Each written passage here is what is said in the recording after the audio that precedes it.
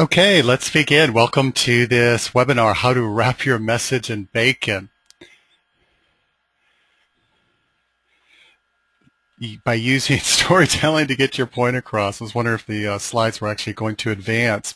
So, I'd like to start off by asking you to think about all the times you've tried a direct approach to helping people change and see the light. So, for instance, when you've asked, hey, would you like some feedback?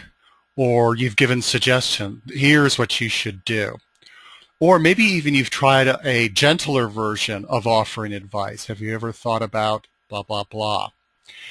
In the words of the inimitable Dr. Phil, how's that working out for you?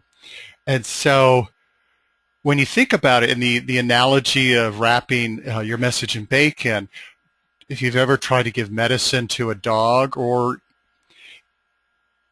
even to your small child, waiting for the small child picture to arrive on your screen.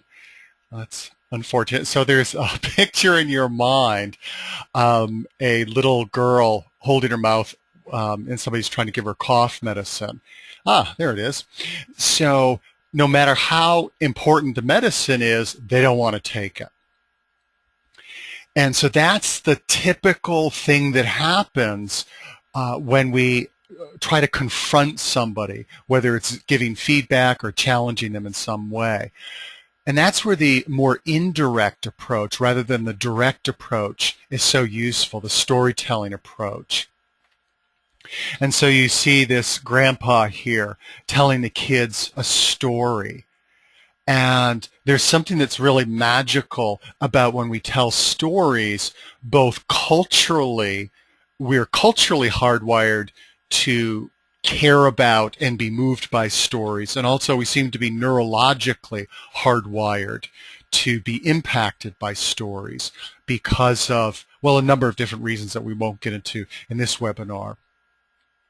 But the takeaway message is stories hit us at or processed at a neurological level in a much more dynamic and emotionally evocative way than just reciting takeaway messages or bullet points. One of the other reasons why you want to use stories to make potentially confrontational or hard to hear messages palatable, if you will, is a person has the option of whether they take it in, connect it with their own experience and reflect on it, or they just enjoy it as a story. And so it's these little bacon tubes kind of thing. They allow that message to be palatable. So just real briefly, where and why this information comes from, where it comes from and why I use it. And I think most of you on this webinar have attended the first webinar I did through ASTD. So I'll keep this really brief, but it bears repeating because I'm sure you didn't memorize every single thing that I said. So my interest in storytelling actually came from the work that I did as an addictions counselor years ago, and finding that the direct confrontational approach using with people typically resulted in them shutting me out, typically triggered resistance and defensiveness. And I had, unfortunately, a natural human response, and you think about people in your life where you try to confront them directly, you try to give them advice, and they just, sort of close their ears to you. That typically our response is, what's wrong with them? They just can't handle the truth. They're just a defensive person. And I had that same sort of response, but it wasn't doing me any good because my caseload was getting more and more diminished because nobody was coming back to see me. So I needed to find a different and more effective approach for presenting people with reality in a way that they could swallow, sort of, again, the dog wrapping it in bacon. And that's where I was introduced to the work of Dr. Milton Erickson, who was an absolutely legendary hypnotherapist and therapeutic storyteller.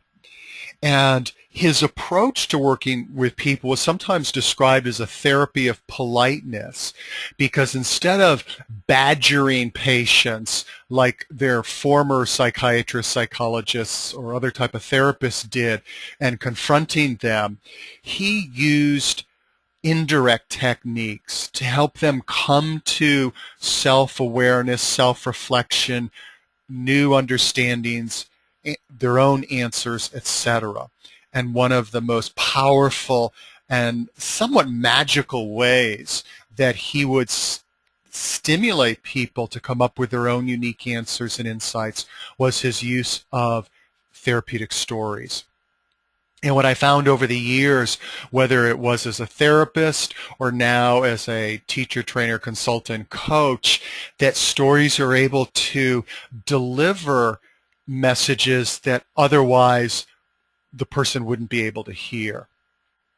So that's what this program is all about, is how to wrap your message in bacon using storytelling. So here's some of the situations you can use stories to challenge without being confrontational.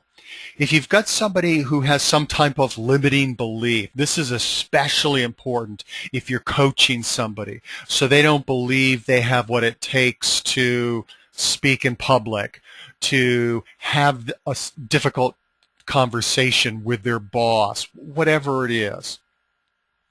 If you've got somebody that you're dealing with who has a limiting perspective, they've convinced themselves that this is the way the world is, or this is how this situation is. Of course, this is the only way to view the situation.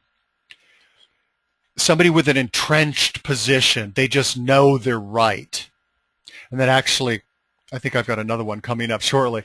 It's also related to know they're right. It's also, storytelling is a really gentle way of helping a person look at their flaws and imperfections, to look at things that they're doing that just aren't working for them. But again, in a way that's polite, if you will, that allows them to save face. And I'll describe more about how it works that way. Okay, and here it is. And the last, but certainly not least, is know-it-all personalities, if you have any of those in your life. So storytelling helps you reach those. So we're going to talk about 3 types of bacon wrapping stories. What I call the "so I said to him" stories, the perspective change stories, and then what I call the "I didn't think I could, but I did" story. So "so I said to him" story is really useful for messages that you need to give somebody. So for instance, stop being a know-it-all. Well, you think about how many people would be really receptive to that, or the fact that you're a control freak annoys people. Okay, whatever the message is that's really unpalatable to somebody, that triggers that "la la la, I can't hear you" kind of response, if you were to say it directly. Well, Erikson or Erikson's students describe the Ericksonian stories that are the equivalent of what I call the "so I said to him" as "my friend Joe" stories that included speaking in quotes. So he would tell patients about his friend Joe or about somebody else he knew, and then embedded in that story were important lessons, and sometimes embedded in the story is what his students described as speaking in quotes or talking in quotes. And I'll be giving you several examples shortly. So here are some examples of hard to hear messages. So stop making excuses, get off your butt and do what you need to do. Stop feeling sorry for yourself. Oh, there's a control freak comment I made earlier. Your continual not returning phone calls and emails and other acts of thoughtlessness make people respect you less and care about you less. Now you think about that last message. You probably know people that you feel like saying that to, because you know how you feel about them because of that sort of lack of accountability, that behavior, but it's just really awkward, and they'll probably dislike you for giving that feedback unless you're really skilled at giving it. Well, these kinds of messages are the type of hard to hear messages that wrapping some bacon around would be helpful. So the structure of So I Said to Him stories is as follows. So first off, identify the message you want the person to get. So what I encourage you to do for later, and you can even jot this down right now if you want, is to make a list of people either that you're coaching or people that you're teaching or maybe people in your personal life. And what would be the statement in quotes that you really want them to get or that you want them to hear? So I gave you some examples a moment ago. And then part two is find a story that delivers that message in the format of So I Said to Him. So let me give you some examples of So I Said to Him stories. So there's the direct So I Said to Him story, and I will give you one or two examples. I was talking with a good friend of mine who's a really effective career coach, and he was saying to me about how he really finds himself being shy about marketing and reaching out to people and letting him know the work that he does.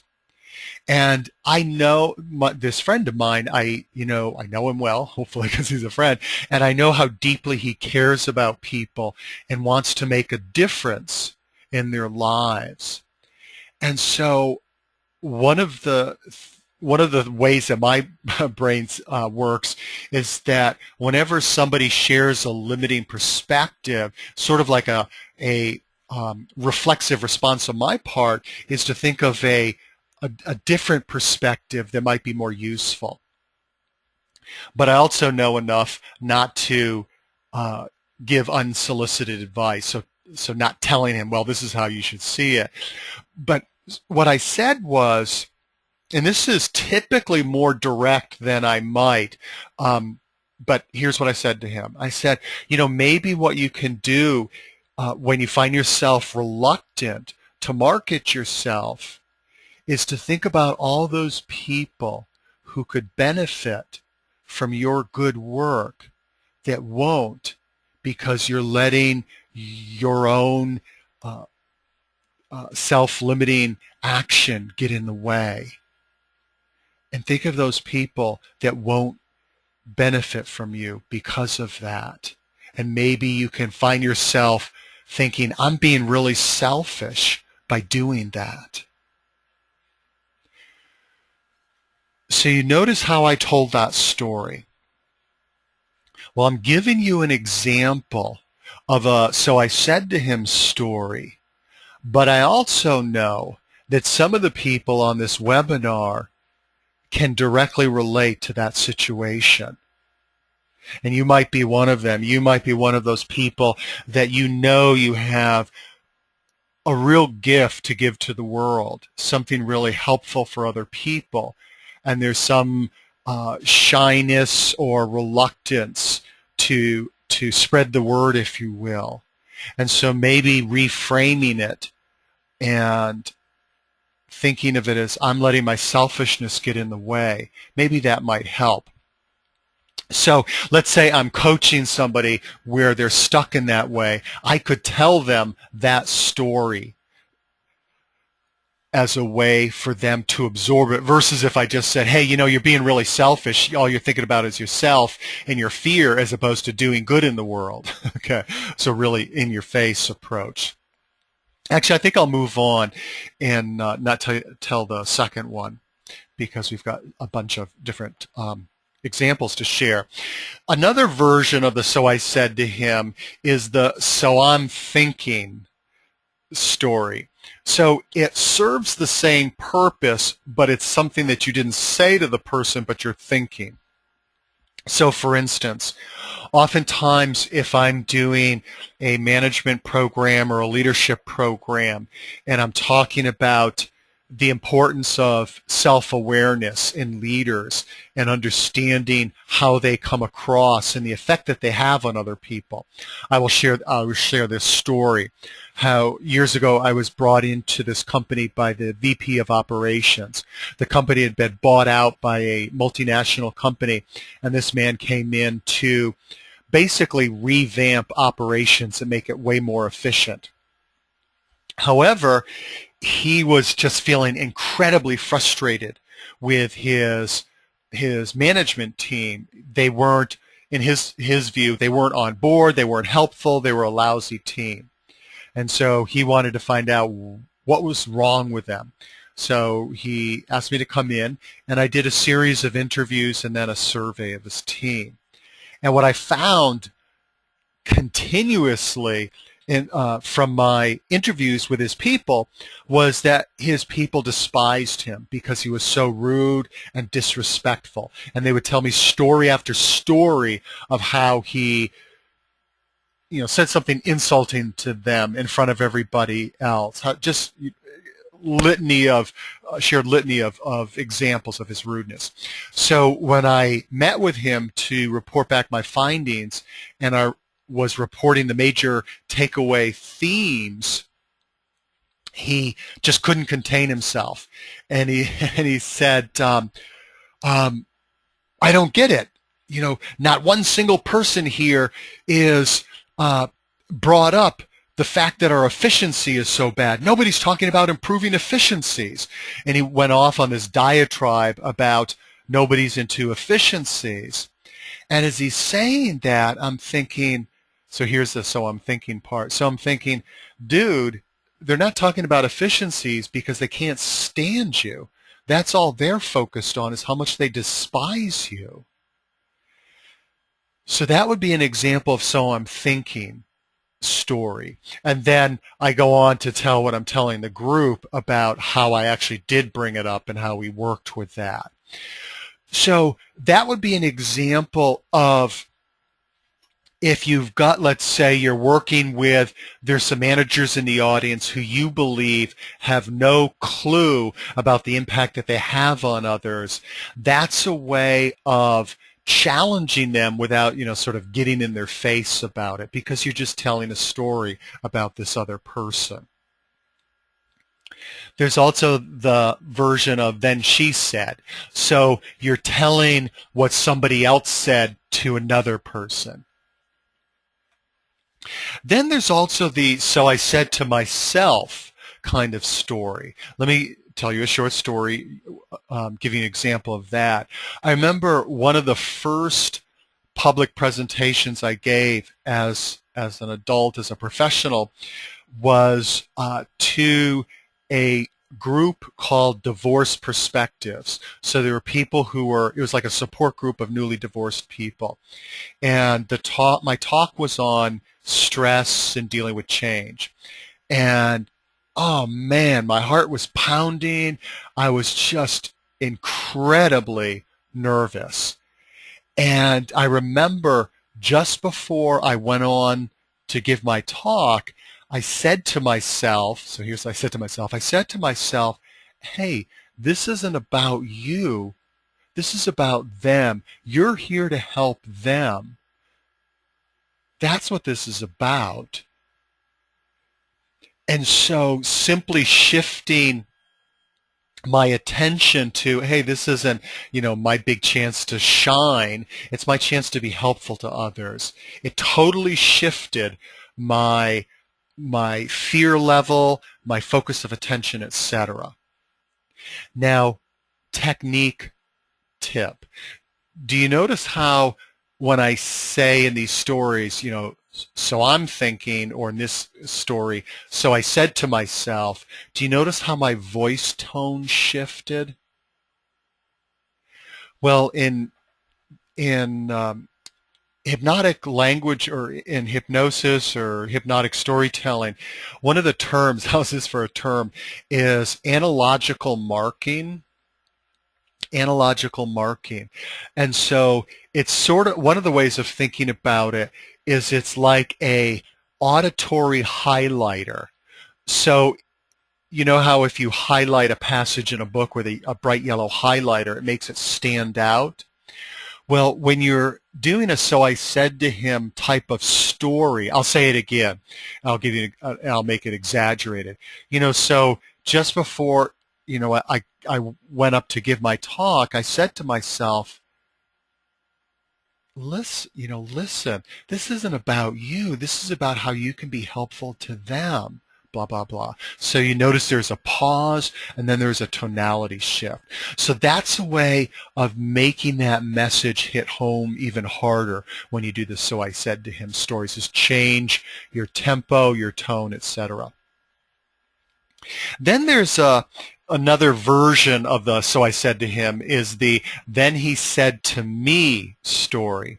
So something that somebody said directly to you. Now, if you've been following the website storiesthatchange.com in the blogs, I actually will be posting, I've got a bunch of stories there, but I'll be posting after this webinar a blog post based on the story I'm about to share with you, because besides being a great example of a "then he said to me" story, it's a great example of stories are everywhere. You just need to pay attention. And it was actually the same friend of mine that I mentioned before who was shy about marketing himself. It was great. He called me up a couple Mondays ago, and he said, "Man, I had a real epiphany over this weekend." I said, "Hey, lay it on me." And he said, "I was thinking to myself." Now notice what the message in quotes is, okay? He said, "I was thinking to myself, hey, you better start walking your talk here." And then he went on to say, um, think of how often you're coaching other people to look at what they're doing that's not working, but they're still doing it. And you need to drink some of your own Kool-Aid here, dude. And again, he's sort of reporting how he's saying it to myself. And you need to look at, what are you doing right now in your business? What are you doing professionally that isn't giving you the results that you want, but you're still doing it?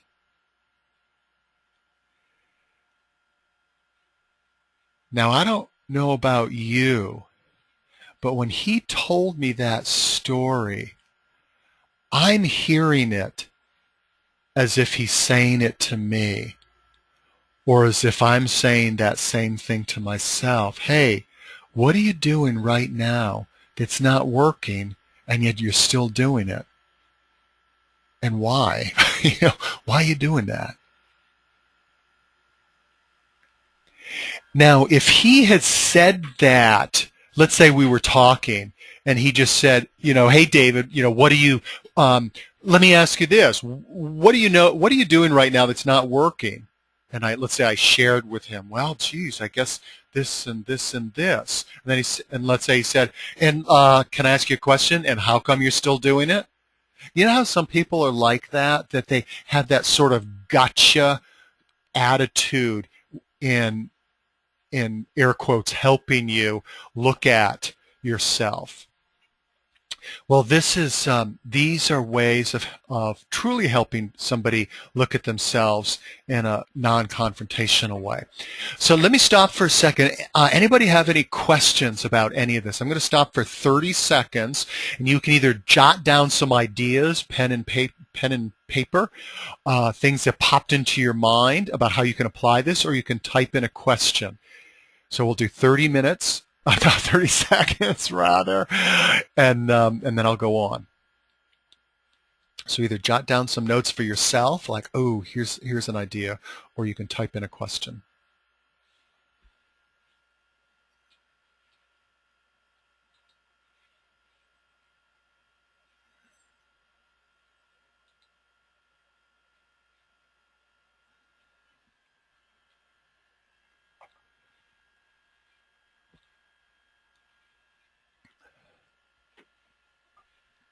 Okay.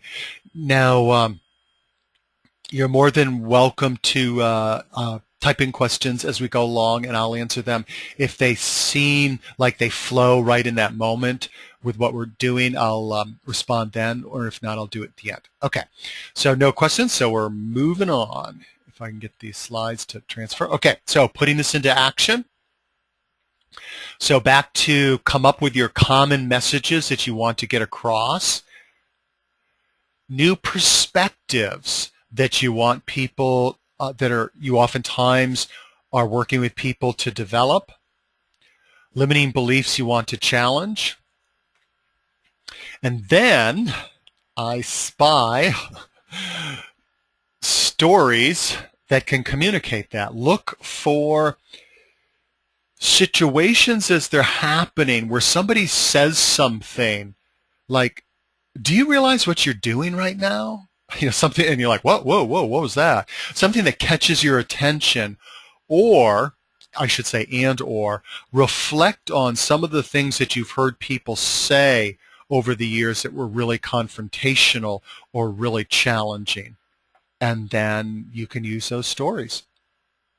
So those are, I said to him, stories. The perspective change stories.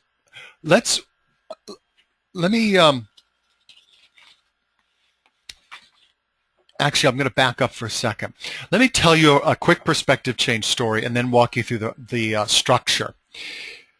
Several years ago, I was doing a series, a management development series for this company. And there was one man in the room who was just like this black hole of negative energy. And if you've done any type of speaking or training, you know how delightful that is. And he just looked depressed and unhappy, and it just seemed like the few times he did speak up, whatever he said, in my opinion, was negative. It was like why things are bad there, why things won't change, etc. Well, during lunchtime, the company had booked a room in a hotel and then also booked us in for buffet lunch. And so I wait to the end of the line, the buffet line, and get my food and my drink. And then as I look for a place to sit, the only place left was right across from this guy. So I'm thinking, oh no, this is going to be horrible. It's bad enough having him in the class, let alone having to, do lunchtime chit chat with him. But you know what? As he started to talk and share more about like how many years he worked there, etc., what blew me away was this guy cared more about the well-being of this company than practically anybody else in that class. That so much of what I saw as negativity was his frustration about how things could be so much better. They could make an even better product if they only did certain things differently.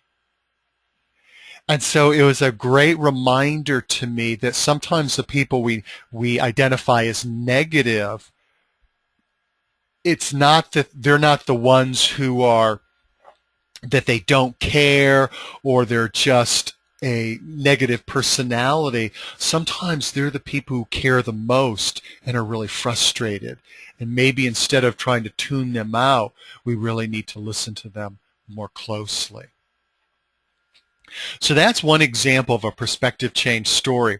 So here's the structure of the perspective change story.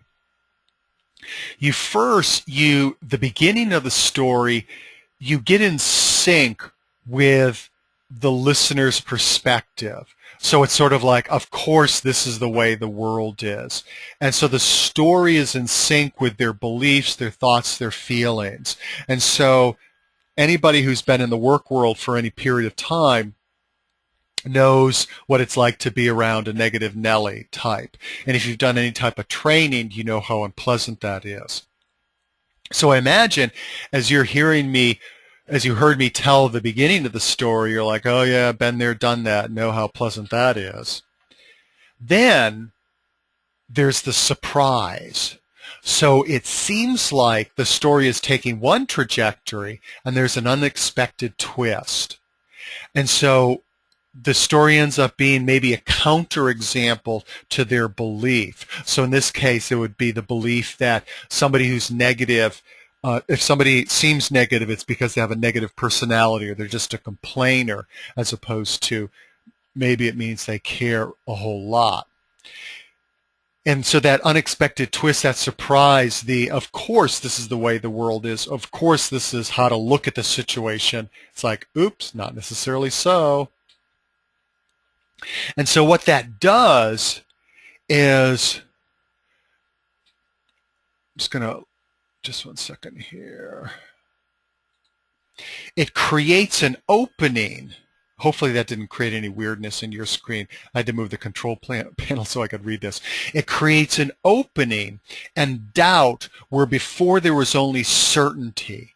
And this is one of the ways that storytelling is so useful, because if somebody is certain this is the way the world is, this is the only way to look at the situation, there's no room for learning. The mind is closed. So one of the things that are so cool about perspective change stories is like, whoa, surprise, oh, this isn't how I thought it was going to turn out. It creates doubt, it creates an opening.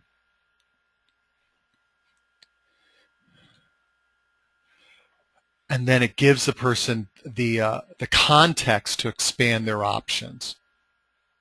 So let's talk about the 3 of the many flavors of perspective change stories. In that webinar series that I mentioned in the first webinar that I will be doing, promise I will be doing that, I'll go over all the other flavors, but I'll give you 3 of my favorites. Okay. So there's the of course type of surprise story that I gave you just gave you an example of with this person, where I sort of play up the, hey, you know what it's like with those negative people. So it really frames the story as, of course we know this is the deal. This is how the world is. This is how this type of person is. Whoops, back up here. Then there's another type of perspective change story that gets in sync with the challenge the person is facing, but the of course element is not played up so much. Let me give you an example of that oftentimes I use, whether I'm speaking at a conference or in an organization in a group of leaders, where oftentimes, as you might have experienced in your own careers, sometimes there's an us versus them attitude with leadership and employees. And so the story that sometimes I'll share was working with this leadership team at this retreat. And what they wanted to do was engage their employees at a higher level, because they were going through major reorganization and major changes that really required everybody to be pulling in the same direction, on board, et cetera, et cetera. And one of the issues that they identified that would be a challenge for them was what they saw as being people in different departments having silo mentality and being in their own little worlds and not thinking of the big picture or the organization as a whole. And maybe where you work, that's what happened. That's what's happening. Or maybe you've worked in organizations like that. Let me just pause for a second. What I just did there, maybe you work in a place like that. Maybe you've worked in organizations like that. That's what's called connecting phrase or linking phrase. So it's a way to increase the odds that the listener to your story is connecting their own experience with your story. And that increases the ability of your story to make a difference,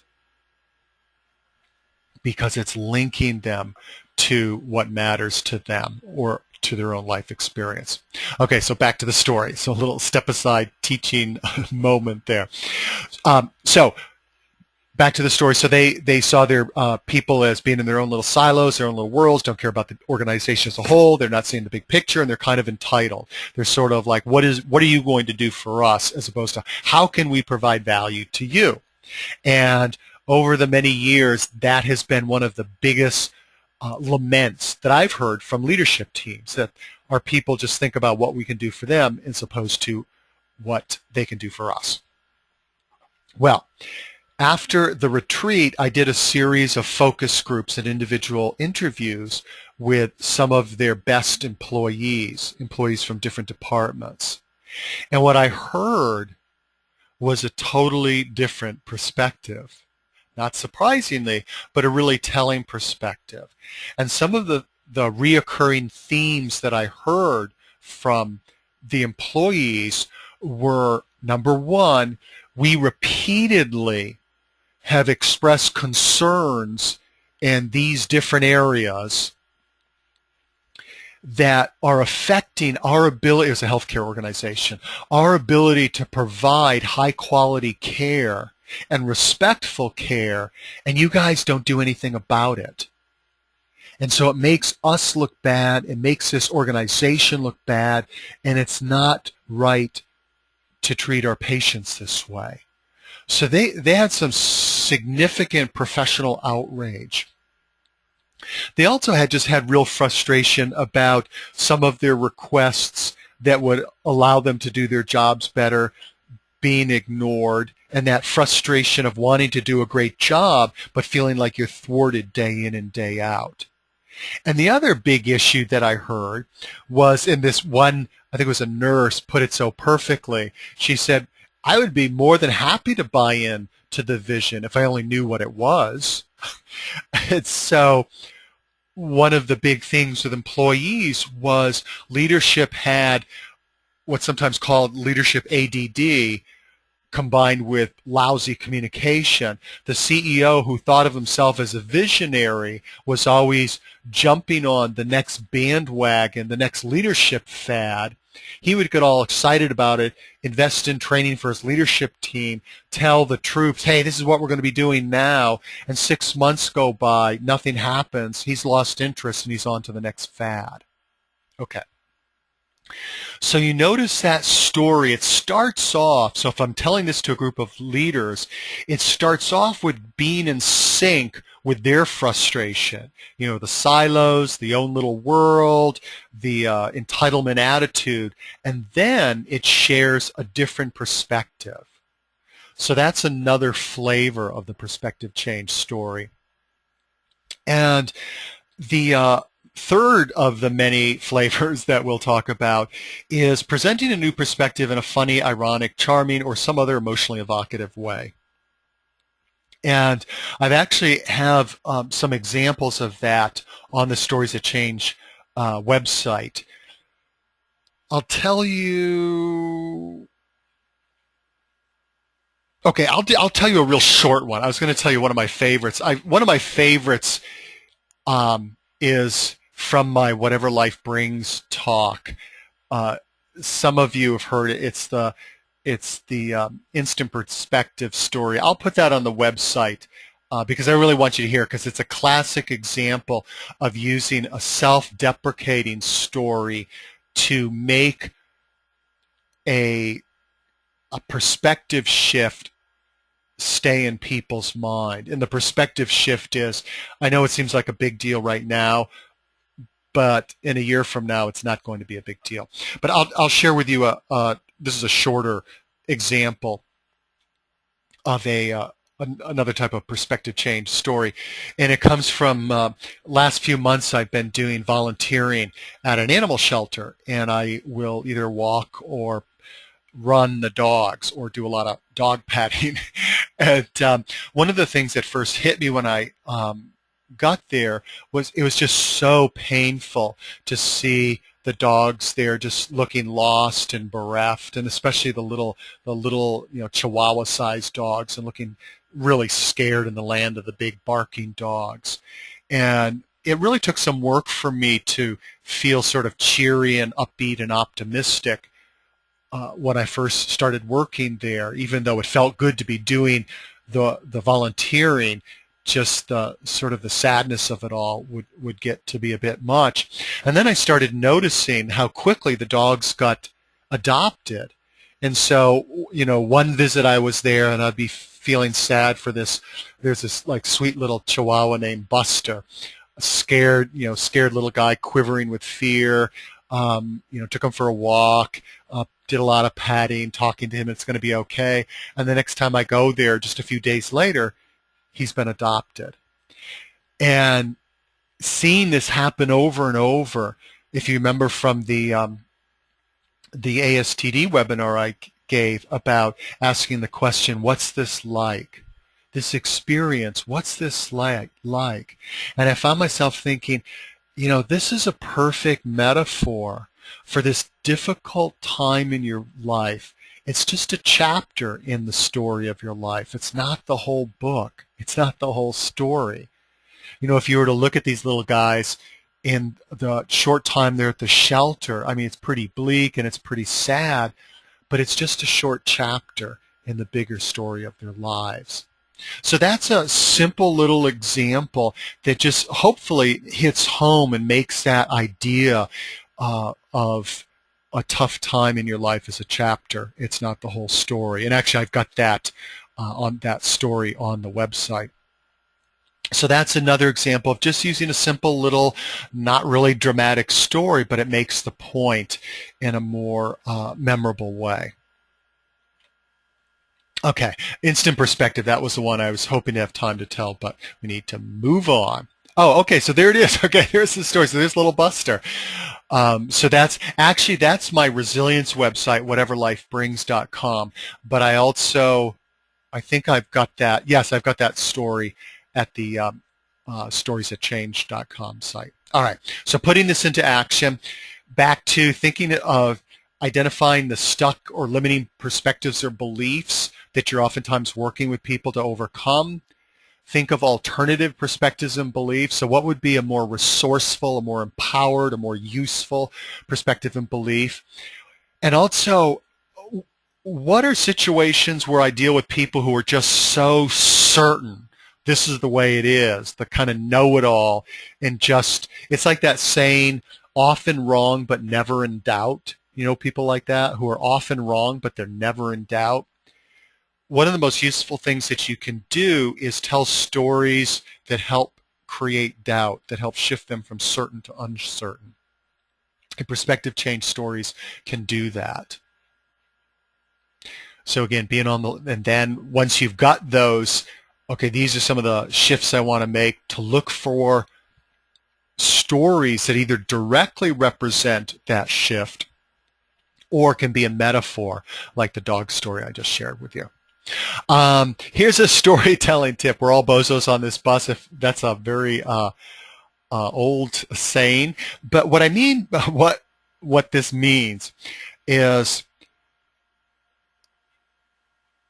if you want to challenge somebody's perspective, I believe it can be a whole lot more effective if you come from the recognition of your humanity, that we're all bozos on this bus. We all are, have imperfections. We all are flawed individuals in some ways.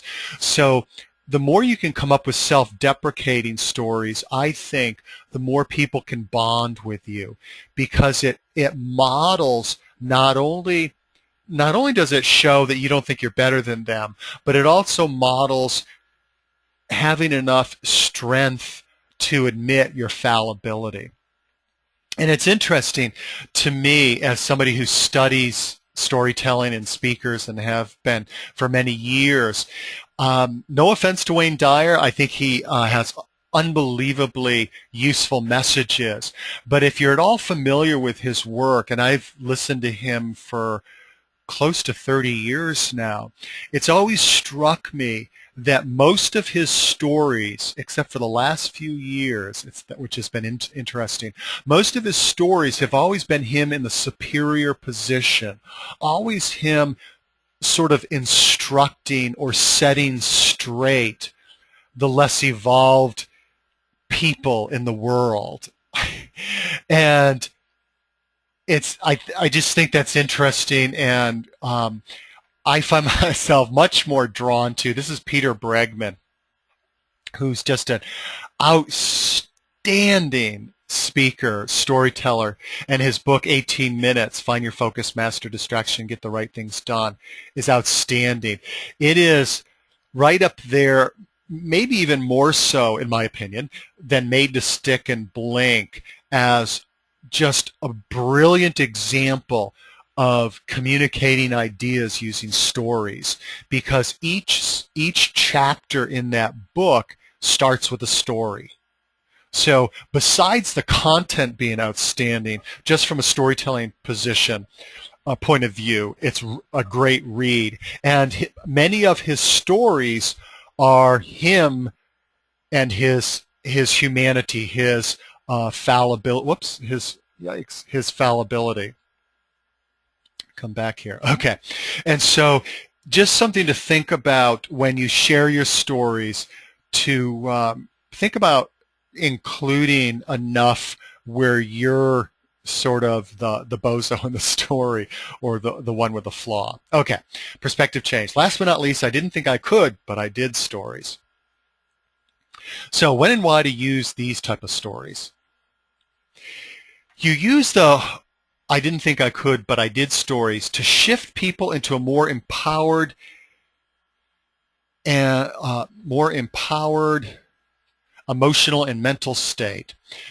I was trying to read through the control panel, if you're wondering what happened, so that they can see new possibilities where before all they could see was obstacles, and to shift into that more empowered emotional mental state so they could believe change and success is possible, so they're willing and able to try a new skill and approach. Because you think about the mind-body connection. If a person is feeling scared, if they're feeling beleaguered or overwhelmed, because of the mind-body connection, they're not able to see possibilities that they could, possibilities like creative solutions or different, more empowering perspectives, if they're in that overwhelmed or beleaguered or fatigued state. Think about yourself. If you feel tired, or again overwhelmed, or just befuddled. Well, if you're coaching somebody and they're in that state, you're not going to get a whole lot of good work out of them. They're not going to generate new and effective solutions. And so the I didn't think I could, but I did stories are a great way to shift them. So let's say you're coaching somebody who's feeling afraid or hopeless, and they quote, "No, they can't do something." Let me give you a quick example of that. This was actually during a break, or no, it was after. I did this program at this organization, and we were talking about the cost of allowing toxic people to remain in your organization, and it's not doing anybody any favors to let them continue working there. And so after the program was over, this brand new supervisor came up to me, and she said how she inherited her team. She was, brand new supervisor, and there was this woman. She'd been a supervisor for several months now, and there was this woman there who was incredibly toxic. This woman's previous supervisor, I think, had, was pulling her hair out trying to deal with this person, but had never done any type of disciplinary action. This lady had approached this team member about her toxic behavior. It had been a nightmare of a conversation, and she, basically said to me, "I need to talk with her again, and I know I probably need to fire her. I'm just dreading this conversation. What should I do?"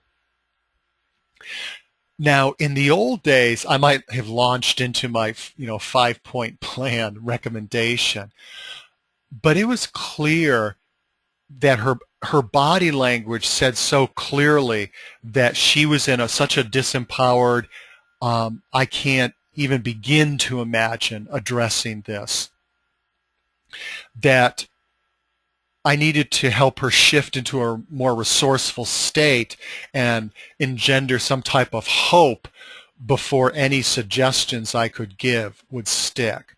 And so I ended up telling her a story, which I'll do in the series. I'm trying to be mindful of the time here, but basically I'll give you the takeaway message of the story. It's this really cool story a friend of mine told me about how she fired a toxic person on her team, and while she was firing the person actually burst out laughing and said, "Oh my God, I can't believe it. You're firing me, and I can't believe being fired can be so fun." And then how later the woman called my friend up 6 months later after being fired to thank her and to tell her it was the best thing that ever happened to her, because she was right. She never was happy at this job, and now she's pursuing a career. Well, actually, she went back to school to study for a career that she always wanted to do. So I ended up sort of telling you most of the story. But it was so cool because when I shared that story with her, her whole posture and whole demeanor shifted from sort of, shrunken and defeated and afraid looking to looking like, oh wow, this can work out, this can be a good thing. So that's an example of, actually it's sort of sharing somebody else's type of story that one would think wouldn't work out, but it did work out. Also, these type of, I didn't think I could, but I did, stories are great when you're teaching a scary skill, okay? So for instance, in training, when I do my constructive conversations training programs, I oftentimes start off by telling a story about this really rude and abusive coworker that I confronted.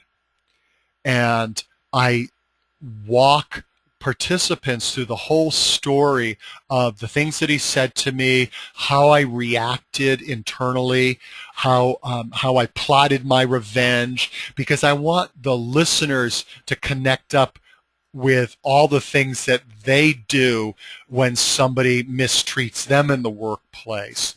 And I want them to do that for a number of reasons. And maybe you can be thinking about, what is the purpose of going into detail about your own inner process?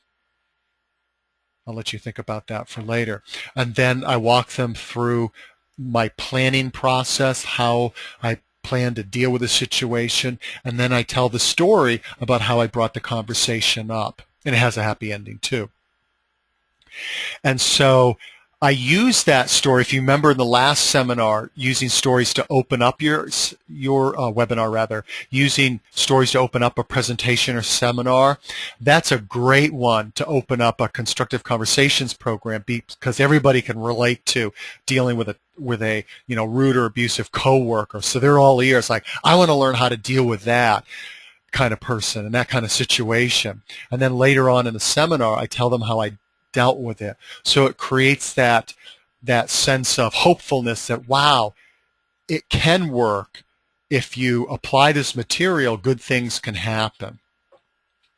So related to the energy shift, here's a really cool training tip. Whoops. Oh, no. Cancel. Sorry about that. Okay. And again, forgive me if it makes weird, I'm moving the control panel around. After you share your I didn't think I could, but I did story, ask them to share one or more of theirs. We're going to drill down for a second, because this is super effective, super powerful. So let's say you're doing a program on change management, and you want people to realize you can handle this change.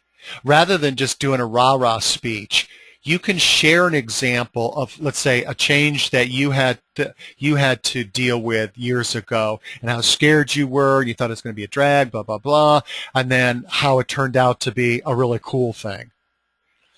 But don't stop there.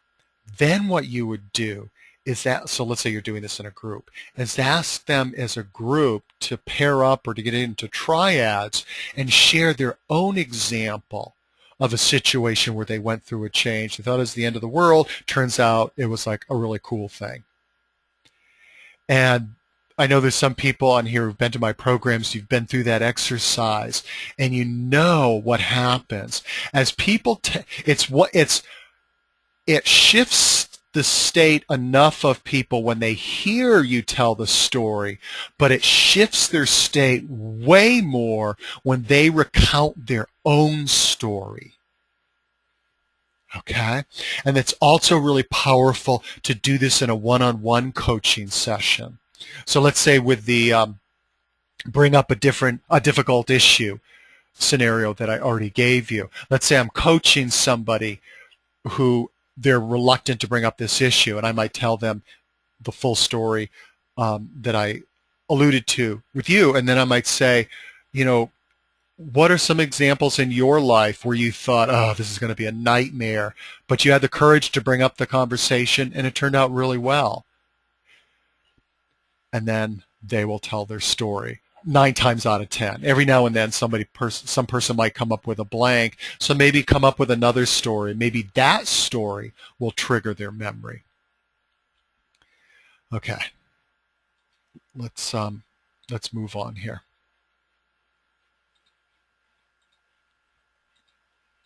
Okay, so the I didn't think I could, but I did stories. I'm going to go through this quickly. There's the wow, that was easy example. So the example that I sometimes use with people is when I agreed to be the MC of a fundraising event. And I've always avoided being MCs because even though I do a lot of public speaking, I'm an introvert and I don't really enjoy this sort of schmoozy, chit-chatty kind of interactions, whether one-on-one or in front of a group. So I just figured that's just not, I don't do that. That's not what I do.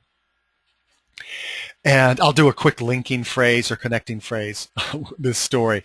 Think for a moment about ways that you define yourself that are limiting, where you say to yourself, I'm no good at, or I just don't do, or that's just not me.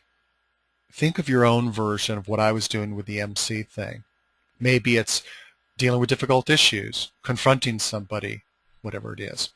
But I agreed to do it because I was the one who came up with the idea of the event, and it would seem like kind of wimping out if I said, no, I can't be the MC. Well, we ended up doing the event. It was an awesome group. They loved the whole event, got lots of compliments on how I was as an MC. And when it was over, I thought, oh my God, that was easy. Here's this thing I've been telling myself for years that I can't do. There's no way I could be comfortable at it and I wouldn't be any good. I was really comfortable and people said I was good at it, and I think I was good at it too. And I started thinking, and I ask you this to ask yourself when you think about those things that you've been telling yourself you're not good at. If that belief is wrong, what other self-limiting beliefs are wrong too? Okay, so you get that? You notice I also kind of threw in so I said to myself in that story. Then another type is that it was hard and I did it. So the example that I gave in confronting my coworker.